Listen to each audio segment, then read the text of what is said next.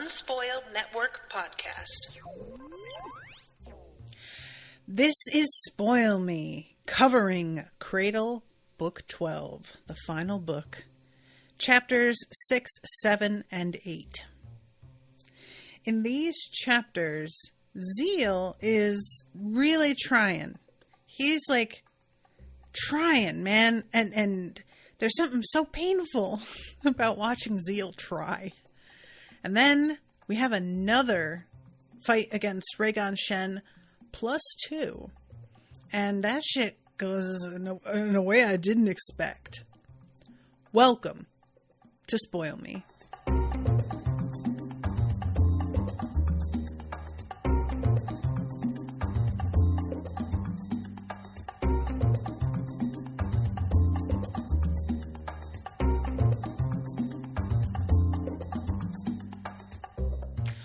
Welcome to the show, everyone. I am Natasha. Thank you very much to Andy for commissioning this episode. Andy is over here in the chat. We got a bunch of people here today, it looks like. Thank you guys all so much for coming. Yeah, this section was really, really packed with interesting moments, and I am starting to begrudgingly be glad that I broke things up into small segments. I'm sure that there's going to come an exceptionally short section that I will eat those words, but at the moment I'm kind of like, yeah, okay, fine. So it says, and I want to really mention this specifically, the start of chapter 6, Ziel sat before the paths of heaven, the 8 profound caverns recorded by Lindon from the bottom of the labyrinth. Just a glance at any of them gave him a headache, but the second one was more tolerable than the others. Therefore, that was the one he activated the most. So, we had talked last time about what we're pretty sure the deal was with these caverns, and the paths of heaven, I don't remember if that name was mentioned or not. There's something about the fact that it is titled that makes me feel like this has either been done before or wasn't Lindon's idea, which isn't fair because Lindon and Dross come up with names for shit all the time. So it may be that this is his idea and his construction from the ground up, and he just named it that. But he is attempting to connect to an icon. And it says the symbol reminded him of a shield or a castle wall, though it looked very little like either. And this is part of, this is one of the symbols that he is searching for in this. I'm calling it a miasma. I'm not sure that's fair, but he has trouble making sense of what he's seeing. It sort of moves out of his understanding as he's looking at it. It makes me think of when you are, this is such a surreal thing too, but I know that you guys are all gonna know what I'm talking about. Have you ever taken a walk at night and there is something that's sort of light colored out of the corner of your eye that's maybe it's an animal, maybe it's just a piece of trash or something, and you're like, what is that? And you turn to look, and it's the thing sort of not entirely vanishes, but goes out of focus. It's a weird sensation to realize that by not looking at it, you actually get a clearer picture of what it is. And I had this happen so specifically to me a few months ago, and it was just a real weird moment. So that's sort of what I'm picturing here. And he has to take breaks because it is really hard on him. And he is, like I said, going for it. He is reminding himself, it's the weeping dragon we're talking about. If we aren't going to fucking really go for it, then what's the point? And he is sort of, he's making this effort not only at the training, but to believe that this is possible at all. And that, I think, is the most difficult part, is opening yourself up to the potential of a thing that you have sort of, at least you like to flatter yourself. You have come to terms with the fact that maybe it will never happen. I say that with the full understanding that a lot of the time people pretend they have accepted, when really there is a flicker of hope in them and they're just like denying it because it's too painful. But I'm not even sure that's what's going on with Ziel. I think he really had given up. I really think he had decided, this is just my life. There's nothing to be done. I'll never be able to make it right or be better. That's been taken from me, and that's it. And it's just been a real battle getting him to even acknowledge the possibility that there's another outcome here. So Lindon comes knocking, and there's a really interesting conversation. Ziel has this moment with Lindon that was almost identical to what I was talking about last episode, which is thinking that Lindon doesn't know how to throw his weight around. And then he sort of thinks about that, yeah, Lindon can when he needs to, like in battle, but it's just a different thing when it's social. And I really, really love when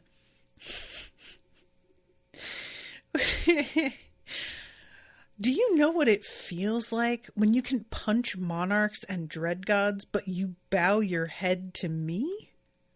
What does it feel like? Lindon asked, and Ziel got the impression he was genuinely curious. It feels like you're mocking me.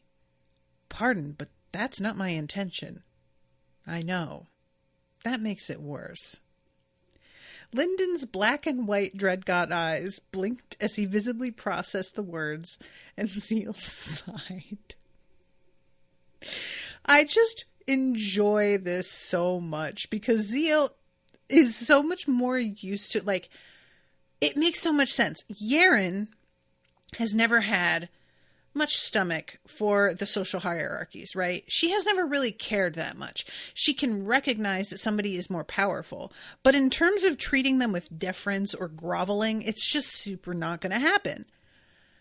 Mercy has never had to worry about it because she is the daughter of a monarch and she's the favored daughter of a monarch, like next in line as far as everyone is concerned, daughter of a monarch. So she's never had to be intimidated or worried by anybody before. Orthos has an understanding, but he also has this innate arrogance that is, I'm a dragon, so you could do what you want, and I recognize that maybe you could hurt me, but also fuck you though, because I'm a dragon. Shut up. And Little Blue is equally courteous to everybody, but understands things in a very straightforward way that doesn't really bring ego into it at all. It's very much about the facts and just the facts with her. And it's only, I feel, Ziel who has operated in a certain echelon of this universe that it makes sense he has dealt with a lot of really arrogant, powerful people who just take every opportunity they can to shit on the people around them. And that's just part of what you have to put up with, And so it just makes a lot of sense to me that he specifically would be kind of more irritated by Lindon not following the glorious tradition of shitheads in power that is in Cradle, really.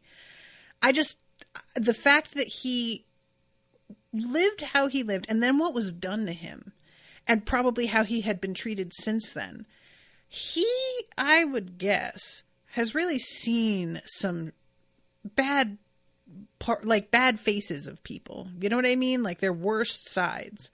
So, yeah, I just enjoy this about Ziel, the fact that he is constantly having to, catch himself when he gets annoyed and ask himself why and then realize why and then process that that's unreasonable and not what's being done here. And he just has to do that, over and over and over with Lindon, which I don't know if you guys have ever been around somebody who really does kind of operate in a way that falls outside of what you're used to, but it is a lot of work like a lot of labor, weirdly, when you have, and it's not about liking or not liking the person. It's just realizing that every time they say or do something, I know that I'm going to take it away they don't intend, and I have to add an extra like factor into this equation to compensate for my weird like knee-jerk reaction. Anyway, so I really enjoy Ziel, and I kind of wish we got more in his perspective, to be honest, because I find him to be particularly fascinating just because he tends to be so withholding about how he is feeling about things. So Lindon summons him to this like area where there's a bunch of tanks that Dross is sort of crooning over. It's very much like these are his little babies that he's talking to, and it's very adorable. And he says, "Are those pieces of a dread god?" And Dross is like, "Well, we've processed them, and they're seeds now that need watering. These are mental enhancements? They will be." This is Lindon. "I'd love to make a mind spirit like Dross for each of you, but I think it might be more reasonable to give you some of his benefits. We have to alter the Madra before it's suitable to use as materials, though, and the only method I'm aware of takes many years. That's where I thought you might come in." And as of this chapter, it doesn't look like this is going to work, but it may. It seems like really the question is how much practice Ziel is going to get. And he is worried that he could potentially like fuck their pocket world up if he experiments and gets it wrong, which in an attempt that they make pretty shortly, it seems is a valid concern, because they almost break this shit and Yaren comes over and is just like, "What the fuck, you guys? You just gave me a heart attack. I thought the whole place was about to like break around us, you know?" So he says, "I can try to speed up time's effect on the target. How do we tell if it works?" And Dross says, "Wait, I'm not ready." And I love this so much, you guys. He takes like the thing that he's pouring and he pours it, but it's there's a drop, and then there's another drop, and then there's another drip, and then another drip, and then finally he's like, "There." And I felt this in my soul. I don't think I ever really realized until about a year ago how waste averse I am. And I had like something that I didn't like, a jar of like some spread or something.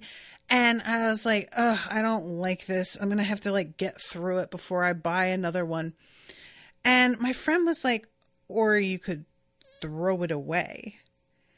And I was like, "What? Throw it away? Why would I throw it away? It's perfectly good food." And she's like, "You don't like it. Does Owen like it?" And I was like, "No." And she's like, "Then you can throw it away. You don't have to make yourself eat something you don't like just because you have it."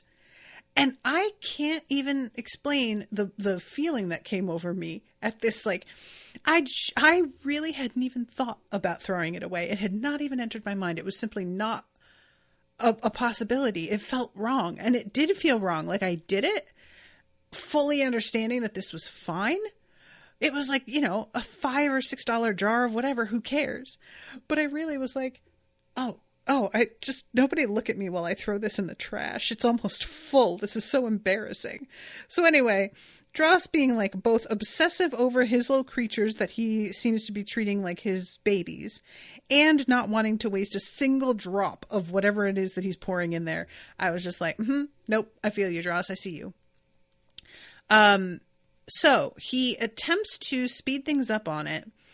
And when I said that it didn't work, I'm lying. It did work, but he misjudges and had intended to make it so that things like sped up to a point in production to 1 day. And it's 2 days. And Ziel is realizing that he kind of screwed it up a little. Lindon says, "Better more time than less. Do you think that you could use this on one of us?" And Ziel's immediately like, wait, you want to speed up time for you, but you won't be able to like cycle aura or do anything. You'd have to stay inside a circle. And Lindon says, but you could process elixirs. Your body would still keep doing what your body does. And Ziel's like, aw, dip. Yeah, I guess you could. And I really enjoy as he starts to like understand where Lindon is going with a few different things. There's a mild excitement. I use the word excitement in terms of Ziel with a real asterisk after it, but you get my vibe.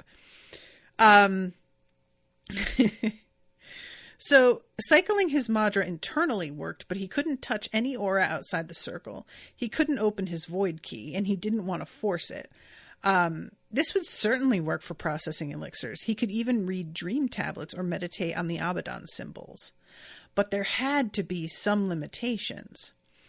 So he says it works. Lindon wants to try it out. And as soon as he does, that shit freaks out. And this is the moment where not Mercy, Yaren comes by and is just like, what the fuck? And what Dross tells Ziel is, I don't think it's that Lindon's too much for the array necessarily.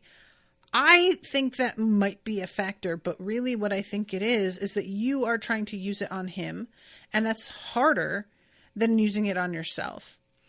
And he does a whole thing with trying to walk on somebody else's legs with like, it's awful. I won't talk about it. So Ziel then asks Lindon to get him all the elixirs he could process in a year. And Lindon's like, you know that if you go into an array and stay there for a year, you're going to go crazy. And Ziel's like, well, you know, I don't have to do it all at once. I just could cancel the technique. Followed by, not that he intended to. He had heard of monarchs cycling for years at a time, and if he had to do that, he would. And I love the fact that Lindon can definitely sense he doesn't mean it. You know? He says, first, start with a few days. We want to be sure you can handle it. Second, let us put you to sleep. And Ziel's like, what do you think? I can't handle it? That I'll crack under the pressure? And Dross is like, yes. Yes, literally. Exactly. I'm so glad that you said it so that we didn't have to. Lindon says, I'm afraid you might stick it out for the entire duration and sustain mental exhaustion that even you aren't aware of. I could always use the array however I want when you aren't around to supervise me. Don't, Lindon said. Ziel hesitated for a moment before nodding. I just really, really love that moment of Lindon just like heartfelt, bruh, look, I believe in you and everything. Don't be a fucking dodo bird. Don't. Like, look where I'm at. I think you could trust my judgment on this. And how Ziel, even as much as Lindon can sort of get under his skin with certain things, has to be like, all right, you know what? Game recognized game. I will listen to you. So then we have, of course, the unveiling of all of these fucking elixirs that Lindon has, which for some reason Ziel, for a moment, is just like, he may not even have enough stuff for me. And he just keeps pulling out like one priceless fucking item after another. And finally Ziel's like, seems like you're really giving me stuff to make me like resilient so I can take a beating. And Lindon's like, oh yeah, no, for sure. But you will also have to hit back. So I'm going to inject this thing in you. And it's this weird, like, orange elixir. Dross specifically says not recommended for human use and not fun to cycle.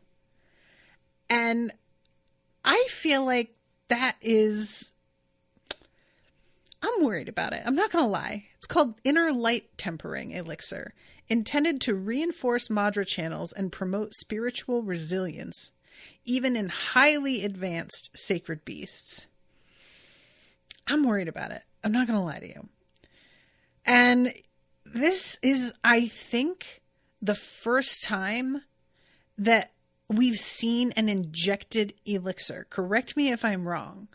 We have seen the syringe of the venom that Jailong used in that ritual for the sand snakes, sand vipers. Is that what that sect was called? I think it was sand vipers, right? And I don't think that was that injected, or was that just a syringe to control very carefully how much was dropped into a wound? I can't remember how that went, but regardless, that was like for the creation of a body when you're advancing. This is more of a general purpose sort of thing, and I just can't remember ever seeing injections like this. I'm wondering if I've forgotten something, but I found it interesting, and I really didn't love the fact that it's something that sort of moves around on its own and seems to have like a consciousness is what Ziel is sort of thinking. And when they there's even a thing that they had gotten from the Beast King, 1,000 blood elixir distilled from 1,000 of the most physically powerful sacred beasts, condensed and refined to let a sage artificially match a herald in strength. For a moment, and assuming their body can handle the burden, stolen from the Beast King. Stolen, Dross repeated. A vulture dropped it on top of us. I found that really, really funny. I'm bored says, yeah, it's the sand vipers. It was a needle, I believe, tipped with the venom. Okay. Evil says it was just described as a needle. Okay. I was thinking a syringe, but oh, I get you. Oh, right. Andy's saying Red Faith wanted to inject Yaren with a serum that'd help her make her memory tablets, but she refused. I forgot about that. And, and then he wants to take blood, and he like painfully explains how he's withdrawing blood instead of injecting her with something. I fucking miss Red Faith. I'm really glad his remnant is still around. I want to see some interactions with it because he was a pretty fun, if infuriating, character. Anyway, okay, so he injects it, and Ziel is like, that hurts, but I have lived most of my life at this point in a lot of pain, so I guess it's fine. And Dross says sweet dreams, by which I mean I've ensured you will dream about delicious desserts. You're welcome. And he does. I really like the idea that with Dross, I could make a request about the kind of dreams I would like to have that night. I would be doing that literally every night. I listen to sleep stories on the app Calm every night at this point for bed. Favorite one is the Nordland Night Train, which is just like a trip through the northern part of Norway on this train that's, very relaxed, and you get to hear the train sounds and the sound of rain pattering on the train roof. It's lovely. I would be delighted if Dross could just not only give me a dream about something specific that I'm asking for, maybe I want a sex dream with a celebrity, or maybe I want a dream where I'm hanging out with my dad, or maybe I want a dream where I'm just having a really great time and wake up in a good mood. But I would also if Dross would just help delete the mental to-do list that always happens when I lay down. I go through what I've done that day, what I wish I got done, what I didn't get done, what I want to get done tomorrow. And it always impedes rest. This whole thing is just opening a lot of avenues that I had not considered, and I wish we got to spend a little bit more time just chilling with these guys and not in the midst of battles to see fun applications of their abilities and what they can do. So then we go to Mercy, and what she has decided to do is she wants to break down the first page in the Book of Eternal Night and use it to power herself forward. And the point is that she could continue to follow the path laid out in it, but it is faster if she drains it for power, basically, because it was made by a monarch. It says, Malice's will and memories were in every page of the Book of Eternal Night. If Mercy continued to follow her usual path of 7 pages, she would reach the peak of Archlord with her spirit prepared for Herald, but not soon enough. She needed to steal more of her mother's power faster. And this, I think, is really kind of beautiful and genius in a way that I didn't fully appreciate when I was first thinking about it. But I just want to stop and acknowledge the fact that Mercy has, up to this point, been following a path that was explicitly laid out by her mother as, if I could go back and do it again, this is the way I would do it. Which there is, of course, a massive advantage to that. And I think I talked about that looking back, you can understand what you were thinking when you made certain choices, but you know now that you were short-sighted or misunderstood the applications, or there were a lack of creativity in the way you saw certain things that maybe you could have applied. That's all well and good, but I don't think I really stopped to consider the fact that she's literally... What Malice has tried to do is what so many parents try to do, which is have a child and force the child to live the life that parent wished they had gotten to live. And this is like a trope in a lot of movies, especially when it's like, oh, it's about dancing and there's a kid that, you know, the main character has been forbidden to dance because it's whatever. But then there's, of course, another character who's dancing because their parents making them. And they don't really even love it that much, but they are very good at it because they're being pushed by this parent who's just obsessive because they almost became a champion and then they got injured and they've been obsessing ever since about what could have been. And like, it's an interesting thing to think about because usually in those scenarios, it's a parent who didn't reach the height of what they were potentially capable of and something happened. And so they are inflicting this like sort of resentment at the world that they lost out on their child by making their child live it out. But with Malice, she's already a monarch. So she doesn't even have this place of like inadequacy to come from. She's just as powerful as she's going to get and still be in this universe.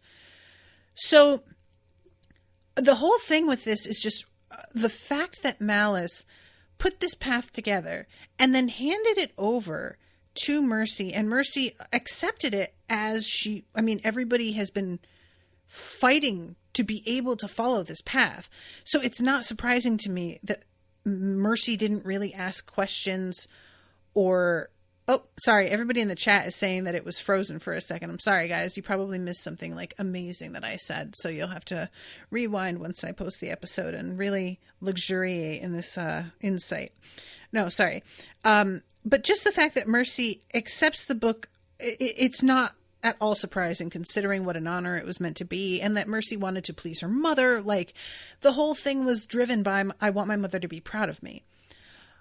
But now she's reaching a point where her last revelation was literally, I am not Malice, I am Mercy.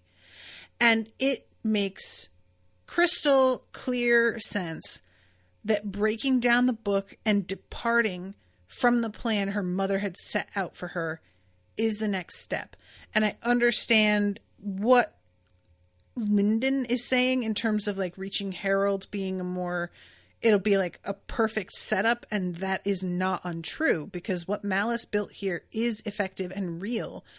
But it's not like what Mercy is saying is that this other way is faster, and sure, yes, and that's very convenient that it's faster. But I am looking at it a lot more from the symbolic side of things as now you have to not only depart from that path entirely and do your own thing from here, but also the act of breaking the book down, as he says it, let's see, there are other ways. If you do this, you'll have to defeat her will. You risk turning yourself into a second copy of her. And I love this. It's literally her going up against her mother's will, which is like the rite of passage in all of the aforementioned movies, right? Is the kid finally standing up for themselves and being like, I'm not you, and you don't get to pretend to be me either. I'm going to do what I want.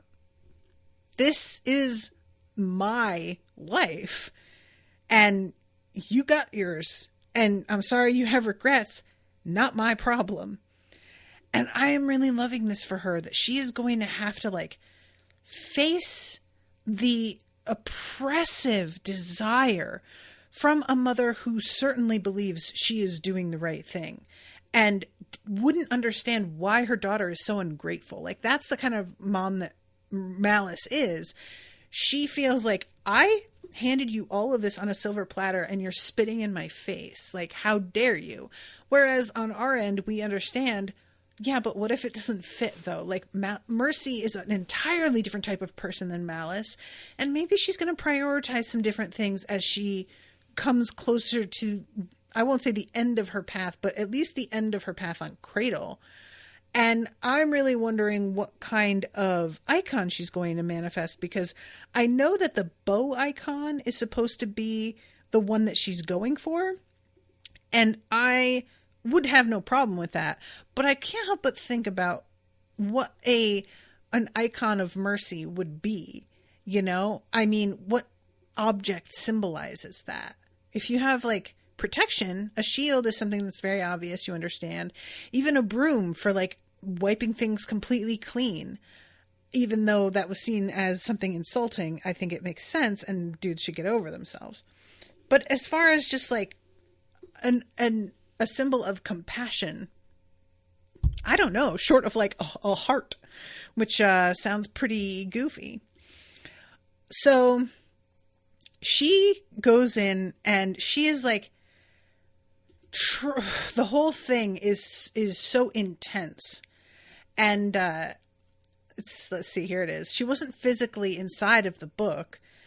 If she cut the connection here, she'd be left with a half-broken page, but the sudden influx of her mother's willpower had shaken her. The contents of the room were made with the power appropriate to a Logold, but the structure of the room itself wasn't. It was made from a monarch's power. If the book hadn't been squeezed down to fit comfortably into Mercy's spirit, just that taste of Malice's Madra would have burst her from the inside out. As it was, Mercy felt another person wrestling for control of her spirit, a voiceless, formless force of determination. And I really like at one point, she's thinking about the motivation of like protecting her family. And that isn't so bad, is it? Mercy thought, and she couldn't tell if it was her own voice or not.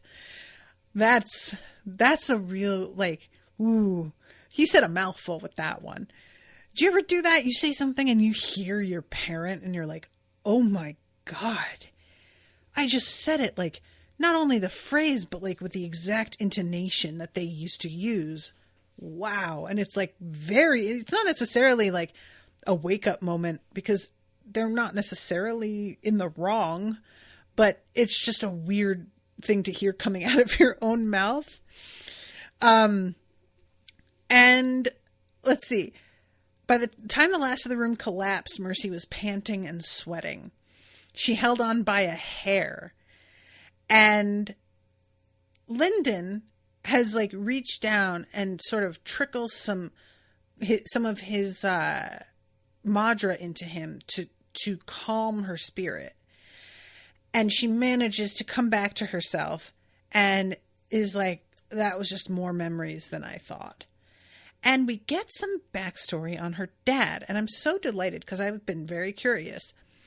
And he's not somebody we've met before. I sort of wondered if it would turn out like, you know, that her dad was somebody that we knew. But no, and that's fine. I don't need it to be somebody we know. There's a point at which like everything's connected can be overdone. And it's fine, you know? We don't need that. So her mother was with this guy for a couple of years, 3 years, she says. And I visited him a few times when I was young, and Uncle Fury liked him a lot. He was always fighting. What kind of an unstable person would live like that? Dross said, and even without looking up, Mercy was sure he was staring at Lindon. And she says, I was 8 when he died. Mother never talked to us about him. And I thought she didn't care. But in this memory, she loved him. And she didn't want to leave. And when she found out he died, Uncle Fury, not Charity, had to stop her from leveling the fucking place. And she's really struggling with the fact that her mom gave a shit, was a person, like, cared about someone. And had just about decided to be like, my mom's just a monster and I can't trust her. And, you know, a kind of easy story that you tell yourself when you need to make things simple so that you can just get through the next day. And seeing these memories complicates things a little bit because it's just making it hard when it's always hard. Understanding the layers and complexity of human beings, it's always really challenging. So many people that you otherwise love can have done some terrible things. And then occasionally there are people who are loathsome and they are on the right side of something. And you're just like, what is happening? It's like that Hard Times headline. I think it's Hard Times. Heartbreaking, : person you hate most just made an amazing point.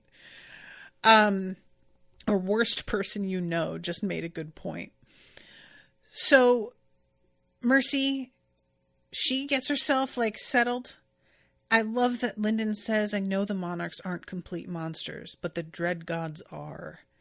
And that is a really good way to sort of sidestep the thing. Are they monsters? No, they're complex people with lots of wants and responsibilities and whatever.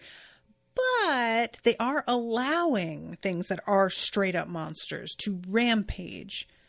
And in my opinion, that does make them complete monsters.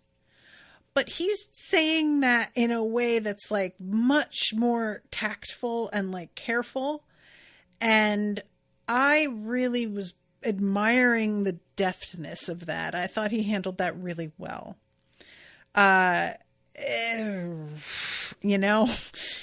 So it's like Succession, you guys. You watch this and these people are all trash. And yet you find yourself like for a minute feeling for them a little bit because they have their trauma. They're brought up in these toxic, environments. And then they'll do something and you're like, oh, right. You're a piece of shit. I keep forgetting. All right. So chapter 7. This is such a good chapter, you guys. Yaren is with Lindon. There is this amazing moment where he says, I've got something for you. And he pulls out this box and it's very like set up to sort of feel like he's going to propose, like it's a ring box, but I don't know that proposing that way here is the same. And she isn't sure how to react, even though she's sort of excited. There's like a real trepidation as she's watching him get the box open. And then when she sees that it's like this weird, construct that's really ugly and pulsating, she's disappointed. And I really love this. She says, you've got to know when you start talking soft about a gift and how it's going to raise my spirits, I'm not picturing a shiny new construct. What were you picturing? He asked curiously. Jewelry was the answer, but that was so unsuited to Yaren. She couldn't make it come out of her mouth. She didn't even like jewelry. It was just the thing you were supposed to give at times like this. The thought behind it was more than just practicality. She wanted something that was meant for her as a person, not her as a sacred artist. Something romantic. Although she had an even harder time saying the word romantic than she did the word jewelry, so she ignored the question. I felt this so hard. I really get this, where it's like you simultaneously kind of wish they had done a thing, even as you know that's not your thing, And they wouldn't do that because they know you and are aware of that. You know, I was like wondering what was in this box, also kind of thinking it was jewelry, but I assumed it would be like jewelry that's a weapon. Was not thinking it was going to turn out to be something just for the beauty of it, you know, or the symbolism.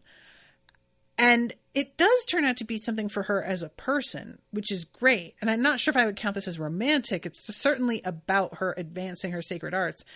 So it's kind of both, but I just really felt for her the conflicting feelings of not getting the thing, but also a part of you does want it, at least like the spirit of it. This is something I run into a lot because I have very specific tastes in jewelry. So I don't really want people buying me jewelry most of the time because it's highly unlikely they're going to really get what it is I'm looking for. Especially if it's like expensive. Don't buy me expensive jewelry because the actual likelihood that I will love it enough to justify what you spent is so low. Unless I like specifically tell you this is the thing I want and you just get that. But that's not really the same. That's the point, is that you want something that's like from them, not just you dictating to them. So anyway, he tells her that this is the echo of the sword sage. And I was not expecting the kind of recognition that we wind up getting, because I sort of thought he would recognize her but not be able to fully appreciate the changes in her, like scanning her spirit and being able to tell that she has gotten as strong as she has. Like, it turns out he's a lot more capable of a full interaction. He can't necessarily learn, as Lindon puts it. And like the next time she talks to him, I don't think he's going to like remember all of this, but I don't know, maybe I don't know what he says. Lindon says that the only person that he has gotten like that sort of result was Ethan. And yeah, let's see, he'll remember you as you were. He might even recognize you, but he won't learn anything new or recall anything that happened from a previous projection. We've only seen one exception to that. I don't know if Ethan's echo is better at tapping into the labyrinth's other memories or if he's only pretending to learn things. And she says, put my bet on both. And I was like, oh, you're right. I was going to say just straight up the first one.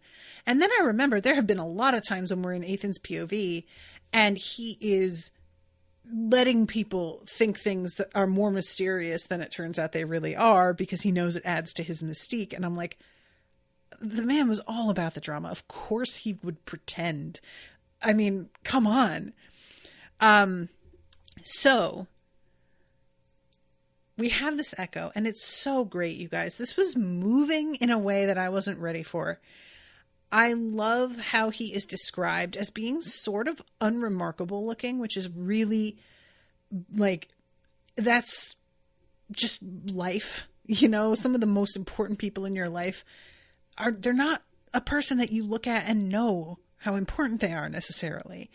And even though he is a sort of legend, he doesn't have the incredibly imposing look to him that like Northstrider has. And I also love this thing that Will did. And I just, God, it makes me so angry because it's really, really effective and correct. And therefore it gets me so emotional. He uses terms and turns of phrase and idioms the way that she does. And I know we've seen that already because we were in his POV at the beginning of that one book for the prologue. But here, it's been so much longer that we have spent with Yaren, and it is the two of them in the same room. And there's just a different feeling seeing him say things like at one point he ends a sentence with true, the way that she does. And this is such a real thing when you meet somebody's family and they'll have like weird little things they say that to you are their thing. And then you meet their family and you're like, oh my God, of course they got it from family. Like, I'm acting like they just made it up, And no, this is all learned from somewhere. And he's the one who raised her, basically. So he's had this massive influence even on her accent and stuff.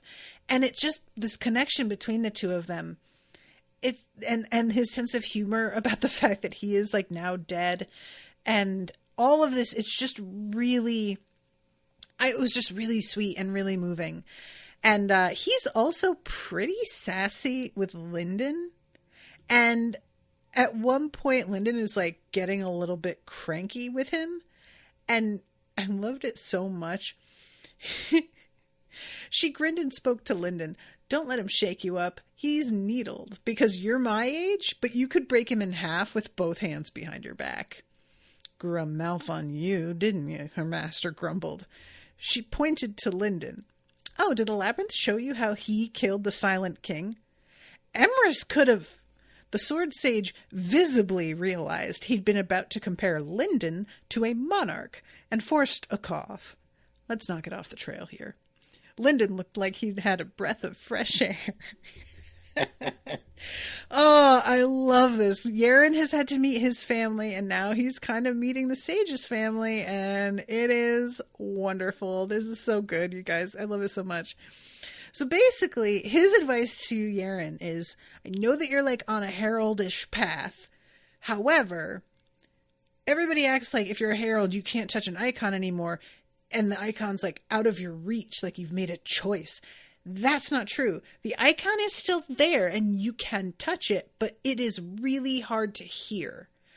And you have got to start looking at some really incredible fights. And instead of trying to like understand what they did, just copy what they did. Feel the way it felt when they took this swing and try to recreate that. It's literally copying. And I really like that. Like, there comes a point where, yeah, there's all kinds of theory behind certain things, but also if people are good at things, just do what they do. There's no shame in that at all. That's literally how you learn. And gradually, in copying, you begin to develop your own style. And it's so wild when that happens. I have done this with art where when I was doing a lot of visual art, you would have to like, maybe like paint something from a photograph or another painting. And then you know, at first you're trying to make an exact copy and like do it. And then you'll start to be like, all right, and this goes like this. And you look at the original and you're like, oh, it doesn't go like that. But wait, but this looks better. You know what? I'm just going to leave it. And then before you know it, it's different in a few pretty significant ways that make it yours. And that expands and becomes your own whole style that started with, granted, copying a thing, but it doesn't stay that way because we have our own eyes and our own whole way of approaching something. So anyway, he is instructing her on this. And I love that she's talking about trying to reach the sword icon, he says, Min Shui will teach you. And we know that Min Shui is indeed with malice. I'm not sure if she is going to teach. It all depends because she seemed to be very receptive to the idea that she was just going to convince Yaren to ascend when everybody else seems pretty sure that's absolutely not happening. Like there's no chance even of that happening. So we're going to have to convince her to go after Yaren in the end. I'm wondering if we can get her to break and come teach Yaren. But as of right now, Yaren is considering like really amazing fights she's watched. And Lindon is like, does it have to be a sword? And she immediately is like, the scythe? Are you high? How the fuck do I copy that?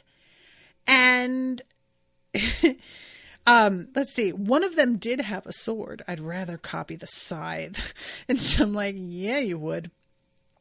So she goes for it. She's like, all right, I'm going to try it, but there's no way I'm going to be able to do what he did. It's going to be so much less powerful. And Lyndon's like, yeah, I mean, it'll have to be less powerful. And that would be plenty, right? And she's like, okay, yeah, that's a good point. Like, if she uses the same exact amount of power, like, she could just end Cradle. So no, we don't want that. But yeah, she does a swing. Nothing in the room had changed. She'd failed. The sword sage folded his arms. One practice swing down, 9,999 to go. Now that was the master she remembered. And I love this so much because that is such a thing. You do something one time and you're like, wow, I'm just bad at this. Never mind. You need somebody there to be like, bitch, shut up and do it again. Now do it again. Now do it again. And we know that's how he operated with her. You know, we saw the scars, for God's sake. So I know that, like, he's not going to remember stuff the next time we see him. I don't know how often we'll get to see him, but this moment meant a lot. I really liked it. So then we go to chapter 8.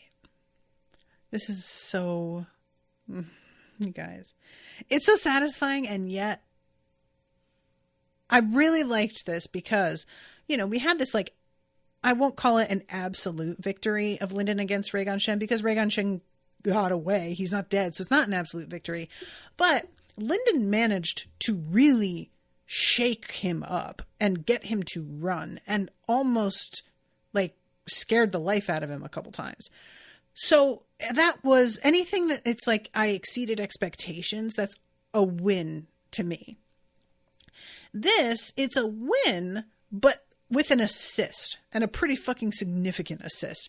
So it's not like Lindon is just handling shit and it's no problem.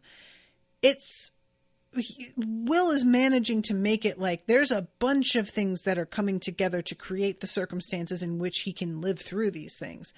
It's not cheap. It's not like unearned or anything, but I do wish, again, you guys, so bad that I will confess, this is the last of the 3 chapters I was meant to read. I listened to the first line of chapter 9 because I was hoping that we would jump right back into Rhaegon Shen's head and get to see him flipping the fuck out. And we don't get that, and I was so disappointed. Also, though, I was hoping in 6, 7, and 8 that we would get to see what the fuck Machiel is doing with the side, and we didn't get that either. So I'm just going to have to get used to not getting what I want in the next section.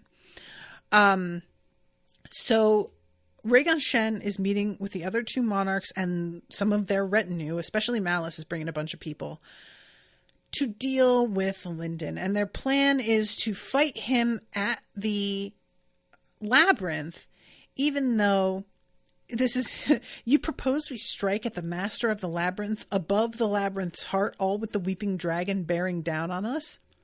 Unless you know where he's placed the entrance to his world, we only know one other place he will certainly appear, and that's directly in the path of the Dread God. So yes, I would prefer Sacred Valley. Good. That's what I planned. Fucking Malice. I swear to God. She can't help herself. And they're all like this. You know, Northstrider has the option to stop them or maybe at least alert some of the other monarchs that they're being robbed, and he fucking doesn't. We go into, like, later on when Rhaegon's in danger, he's thinking about how he knows if they didn't need him to overthrow Lindon, they would have let him die and probably done a little fucking dance on his grave. And even here, when they get attacked and, like, are taken off guard, he is thinking how if things weren't so serious, he would enjoy this moment and probably try to figure out a way to further humiliate them. They are all such self-centered bastards. It's really giving Succession. For those who have not watched that show, you want to see people like this who just can't help but put their own interests first. It's just a fucking compulsion, but done in a very fascinating and fun to watch way. This is the energy to me for sure. They're all in power because in the end, no matter what else is happening, that is all they care about. It's just, that's the bottom line for them. So this moment is really something because they are stepping through the way to what they think is going to be a sneak attack on Lindon, like a real strike. And this is remarkable. He calmly sipped wine and watched Malice. She scowled at him, but triggered a portal anchor instead of complaining. They were striding through the portal. Rhaegon felt the familiar twisting of the way around him, though it was shrouded by shadows. It would take time for Lindon to sense the pillar of shadow using the constructs around the valley, so they should be able to get into position before he realized they were coming. Rhaegon Shen's perception, like everyone else's, was restricted by the combination of overwhelming shadow Madra and spatial transport, but the reaction times of a monarch were nothing to underestimate, so he was able to call his Titan shield out of nowhere the instant he emerged from the portal. A penance arrow slammed into the Abaddon panel of blue light, and Rhaegon felt his own death stop an inch from his nose. I mean, that's pretty impressive. And like this, what's described here, he makes sure to sort of take a moment and be like, I know that sounds like a lot, but that happened in like a millisecond. Just a reminder, things move very, very fast. And I appreciate that reminder because I do sort of picture things. I mean, in a movie, everything has to be done more slowly. It can't be beyond human comprehension unless you try to like suggest everything in slow-mo, which can get very tedious. And yeah, here it is. Ordinarily, Rhaegon would have felt smug at their struggle and perhaps worked to find a way to humiliate them over it, but he was faced with a sight that chilled him. Dozens of miles away, Lindon hovered over Sacred Valley. And Rhaegon is like, yo, I just fought this guy like this morning and he is so much stronger. What the fuck? Truly flipped out. And it takes a while before Rhaegon really admits to himself how flipped out he is. Like later on, he's thinking he's only a sage. Like there's this like desperate whininess to it of just how. Black Dragon's breath annihilated a herald-level shield, crushed a script written specifically to hold back the path of Black Flame, and triggered Rhaegon's Titan barrier again. That was 2 activations within a second.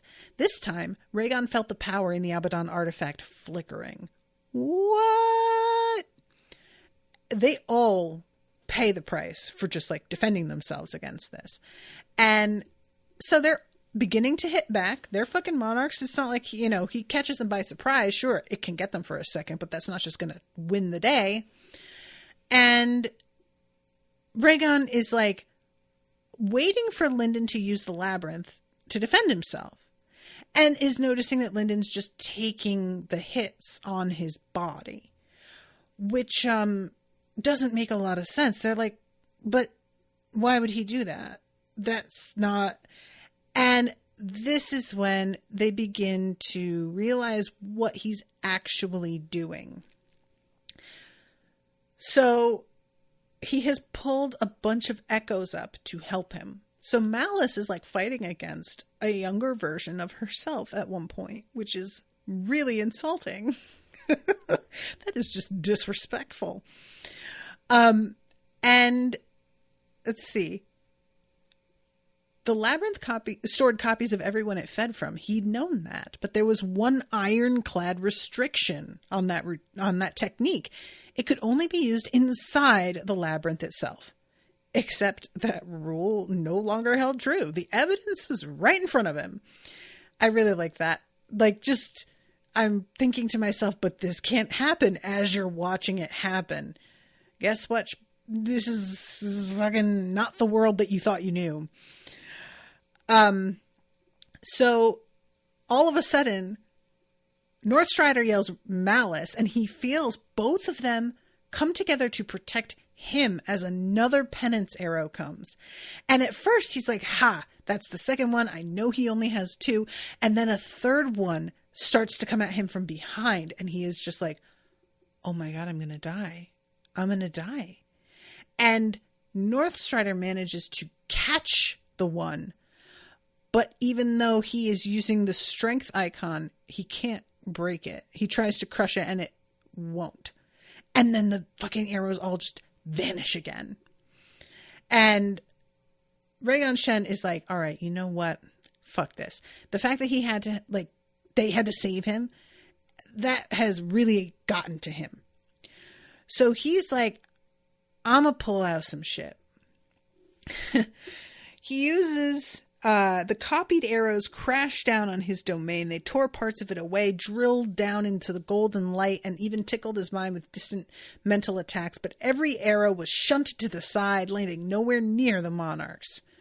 Do that sooner, Northstrider said coldly, to which Rhaegon's like, get the fuck out of here, do that sooner. You have all kinds of other shit you can do. You know you do. And are you using those things? No, because you still don't think that this is like emergency level. So what are you saying to me?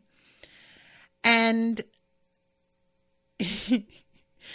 I love this. He's got the fucking like the halo because of the Silent King over his head, but now he's also manifesting the void icon in the middle of it. So it's this big white circle with a black circle in the middle, just like his eyes, which is honestly the raddest thing. And I don't know if like Will did this on purpose or it's just an amazing coincidence that the things wound up working together in that way. I'm thinking it might be a coincidence and it just is beautifully paralleled, but it sounds like it would look amazing. And I really, really want to see an illustration of this because like there's a lot of fan art out there these days. And this moment I think would look amazing if animated illustrated the right way. So this is when Rhaegon Shen's like, all right, you know what? And he decides to pull out fucking everything. So he's got this weapon called Blighted Sky that apparently like created a desert. He's also got fucking Tiberian Aurelius's remnant still on a leash, who Tiberian is like under his control, but also a little bit of a brat. Thank God. And knows what it is Rhaegon's trying to do. And there's a third technique. I can't remember what the other one is, but he's trying to layer all of the two things that he's dealing with plus Tiberians. He's trying to layer them together and is really thinking about how like this layered this way is there's no winning. It is impossible. But Tiberian lets his technique go too soon. And then is like, oh God, I'm sorry, I didn't hear you. Which is really, I love that. I hope that we get to see him be freed because this is so rude and unfair. I hate it so much. Here it is. The degree of execution. That's the name of the other technique. So it says the three techniques weren't synced up as well as Rhaegon had hoped, but he was still satisfied with the initial result. If this didn't work, nothing would. And then we go into Lindon's head and Dross is screaming about how bad it's getting. And Lindon is truly beginning to panic a little bit. Basically, what he was hoping was that if he had come at them hard enough, they would just bail the way that Rhaegon Shen had the other day. The two other monarchs hadn't even joined the attack. They had used techniques to surround Sacred Valley and contain the destruction to slow Lindon from leaving. Not that he could. He hadn't wanted to fight here at all, but the labyrinth's defenses were all that allowed him to survive 3 monarchs at once. And they were, Dross is saying, I'm panicking. They were supposed to back off. They had expected the monarchs to back up and stall for time once their initial attack failed. They would be waiting for the Weeping Dragon to finish Lindon after all. That assumption was what Lindon had been counting on. His only objective was to buy enough time for his friends to advance. And he knew possible that one of them just decides to fucking completely unleash, but that was a risk they were willing to take. And Dross is like, we got to get everybody out of here. We just got to evacuate. There's just no way. And finally, Lindon says, I'm going to take the lightning and you release him. And turns out to be the model of Osmanthus, which is not totally ready, or not model. That's a whole different thing. But the echo that isn't like finished because as he puts it, it's not ready yet. That's why he wanted to evacuate. So Lindon takes the this is so cool. The lightning, he pulls it to himself and weaves his own pure Madra through it to like break it apart, which is so cool sounding. And it's not like an official technique, but it sounds like a tree root growing through concrete. You know what I mean? And it's slow and edges forward, but eventually completely crushes it and just destroys it. And then Hollow Domain, and behind him, Osmanthus says, sloppy. So he says, dismantling should be clean, like so. Osmanthus swept his broom through the sky, and the space-ripping golden sphere disappeared. So did the rain of orange-red blades, and the Silent King's halo, and the indistinct void icon that had hovered over Lindon. You see? Clean. I love this so much. Here comes the best part. He knows what's going on here, and Lindon has a moment of seeing a smile on his face that makes him wonder if he should just like talk to him the way he would talk to Ethan, to which Dross is like, fucking don't. So Lindon's like, all right, I'm just going to say, I appreciate your help, but I do prefer the modern version. And Osmanthus is happy about that. I think genuinely, which I wasn't sure if he would, you know, I wasn't sure if he'd be receptive to that, but he seems gratified. So he says, I can strike once with the power you have allotted me. And Lindon asks, which target would you prefer? And Osmanthus says, I didn't say one target. I said one attack. And this is really something. Osmanthus spun the cloak that surrounded him. The mantle of the Hollow King caught Malice's arrow as though in the flow of a river, dragging it miles away from its course and flinging it back at Northstrider. At the same time, the Hollow King's spear pierced the dragon, blasting it into the horizon as a striker technique. Its destruction tore a ditch in the landscape in a straight line that stretched as far as Lindon could see. Northstrider dodged the spear, but not Malice's arrow, which had been subtly redirected according to Osmanthus' will. Lines of light fell down from the stars overhead. The Hollow King's crown dissipated harmlessly long before it struck the ground, but the technique intercepted something on the way. Lindon sensed Rhaegon Shen's vaults being torn apart far above.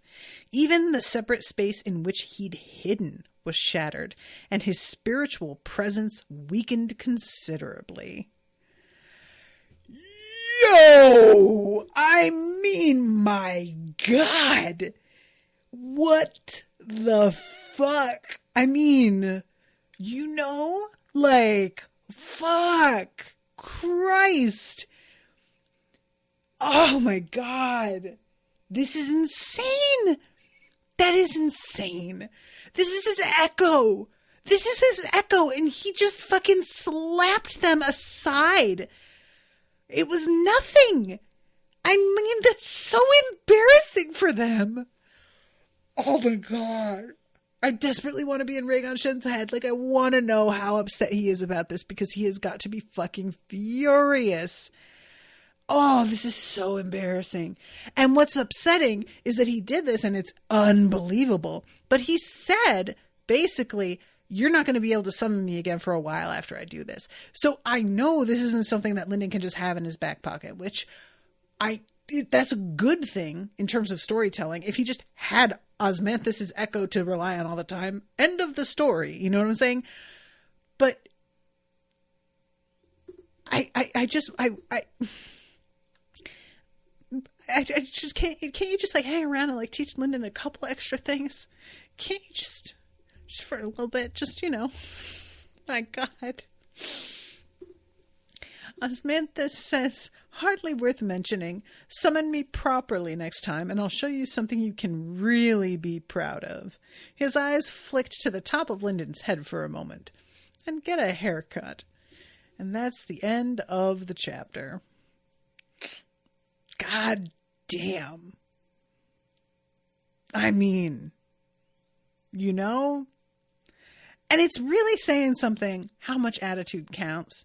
Because even as much as Osmanthus is so much more powerful than Lindon, Lindon feels more impressive a lot of the time because of how understated he is with it. Osmanthus is preening. He earned the preening. Like, I'm not arguing that at all. But it's still, you're kind of like, all right, I get it. You're fucking incredible. With Lindon, it's just like, that was you? You just did that? Like, there's just, you underestimate him so much more, you know? I'm bored says, my favorite moment, protect, Northstrider commanded. Stop, Malice ordered. Save me, Rhaegon Shen cried. That was a really good part. Thank you for reminding me of that. Because, yeah, Rhaegon Shen yelling, save me. I mean, how many times has that ever happened? I'm willing to bet this is the first time. But, goddamn. Unbelievable. I'm so over time. I've got to wrap. But that's why Andy booked the last slot of the night, because he knows I go over and he's like, let me do it so you don't have to worry about the next recording, which is good looking at, Andy. All right, everybody. Thank you so much for joining me. I will see you Thursday. Until then, toodaloo, motherfuckers.